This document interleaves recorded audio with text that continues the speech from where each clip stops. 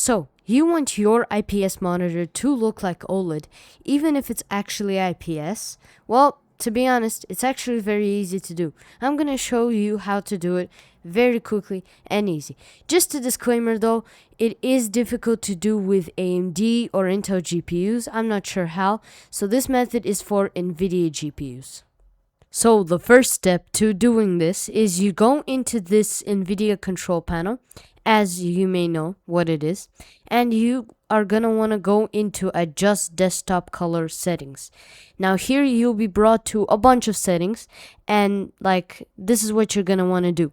So you don't touch the brightness, you increase the contrast to around 85, then you increase the gamma, you lower the gamma to around 0.8, somewhere around that. Then increase the digital vibrance to around 80 something and keep the hue the way it is. Then what you're gonna want to do is you're gonna want to keep it like this, and then you go and do an OLED test. You can't see the difference here, but let me show you how it looks like.